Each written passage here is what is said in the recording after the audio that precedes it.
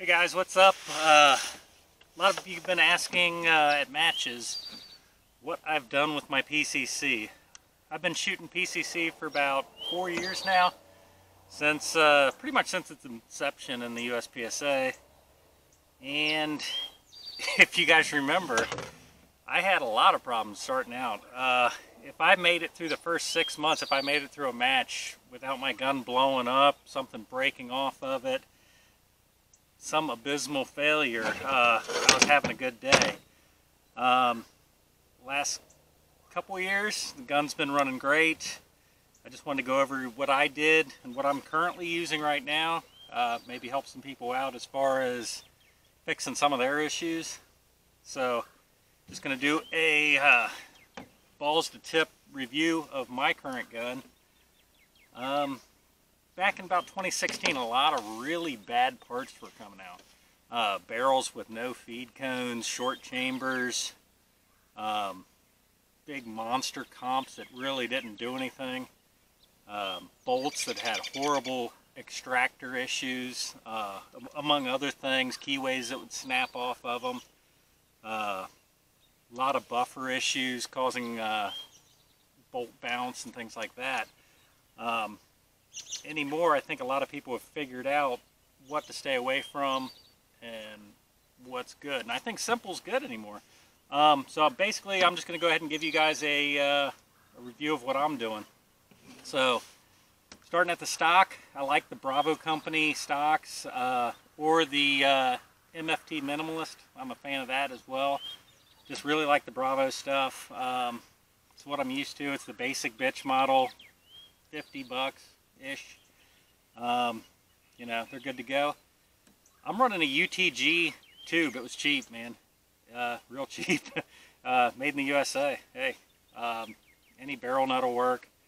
Running the Bravo company Mod Zero grip. I don't like the back strap that runs up along here. Zoom this in there. I'm just not a fan of that. Some people love it, some people hate it. You know, currently I'm running an Elfman. Elfman the PCC trigger. Love it. I'll put it in every PCC I own from here on out. Been great, zero problems with it. My first one I bought right out the box was, it was machined a little off. Sent it back to Elfman. In 3 days they had me a whole nother trigger back. You know, I mean, it was good customer service from them. My lower is ZRTS. They're out of Indianapolis, Indiana. Why I went with this is, if you can see inside the magwell area right there, try to get a good. There is a huge ramp in there. You almost don't even need a magwell, but they do make a sweet ass magwell for it too. So I went with it, and it really helps, you know, especially on classifiers and things like that, man. You can just slam a mag right in there. They've got a really big, beefy mag release right there. Just good looking lower. You know, some nice cuts in it.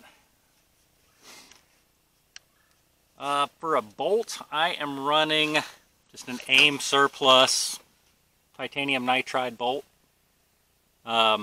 It's about my third one. They've all functioned great, never had a problem out of them. They make a nickel boron and a basic nitrided one. It's a lot cheaper, but I went with the titanium nitride. My upper's an Odinworks PCC upper. Let's get a zoom in on that. Any upper will work, an Anderson or anything that's in spec, it will work. That brings me to optic. I'm running, actually, once again, a UTG mount. Look at that. It was like 25 bucks, and it's super, super tiny and light. And I'm running a Trijicon MRO red dot. All right, barrel. Barrel is huge in these guns. Like I said, there was so many problems with shortcut chambers. I had a cut. I've been there. I blew so many guns up from, you know, out of battery detonations because the chamber was fucked up. You know, you learn after a couple of them. It feels like getting punched in the face and getting shot with a pepper ball. But, you know, that brings me to the barrel, man. Mackin Armory. They are awesome. The guy has been doing this since like the 70s. He's been building PCCs since before they were cool. And he makes a feed like profile area right there that's polished like you wouldn't believe. But, I mean, you run your finger across it and it feels like just warm butter. He's got the right chamber in it, the right little chamfered edge. You're not going to be able to see it in here, but you can check them out on their website at Mackin Armory. Awesome people to deal with. This is like my third or fourth barrel. I keep telling everybody to go straight to them. It's like 160 bucks for a 16-inch, somewhere around there. Don't quote me on that, but guarantees them to feed. He also sells a bolt and a buffer. He swears by his dead blow buffers. You know, I went with a dead blow. I went to something else just because of tuning issues. I found that I ran better, tighter groups and with faster splits with something else. That's the only reason I went with it. His was totally reliable.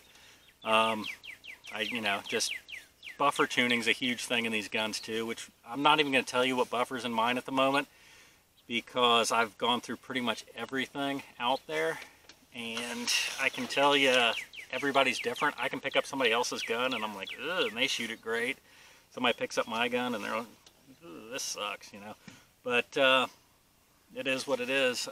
Buffer tuning, I'll do a video on that actually. That's a good topic as well. Because there's so many combos out there to do that, and they all do something drastically different. It's a lot like tuning a 1911 or your production gun or whatever. Handguard, these days I'm running the Coda handguard, carbon fiber. I came from a racing background actually. You know, when I got into guns, I got out of racing cars, and I just have a sweet spot for carbon fiber, especially when it's done right. There's some like Chinese eBay car hoods and fenders and stuff that look like hammered ass. The Coda rail, or the handguard, I should say, it looks good, man. It looks, you know, like a BMW M3's roof. I mean, it looks killer. Whoever did it, I'm not sure who made it.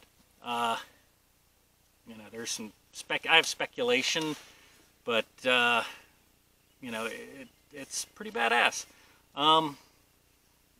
Definitely a work of art and worth the money. The comp I'm using is the Titanium Fury by Coda as well. Works real good. No issues there. I've tried a lot of other comps. This one actually you can feel a difference. I actually, we were playing around one day and took the comp completely off, and you can actually feel the buffer slamming into the back of the tube when you don't have a comp on. And when you do put the comp on, it actually takes some of the oomph out of it, and it's not hitting the back of my tube. This is actually short stroked and all that now, and it's still not, I don't believe it's hitting the back of the tube. Doesn't feel like it anyway. Other than that, anything will work as far as in-spec parts, really, as far as the upper and lower go. I would stay away from a lot of the gimmicky stuff, the ramped barrels, the notched bolts. Just seen problems with them, and it's almost like they change their design every couple days. But yeah, that's what I'm running for 2020. Oh, Coda was cool enough to give me a discount code for you guys. Code DriftZ will net you like 10% off of anything off Coda's website. They got some really cool stuff on there. I'm actually going to get one of those magic titanium bullets for my bar room, or maybe a couple of them, because they just look pretty sweet. Other than that, I'm going to hit you up on another video here soon.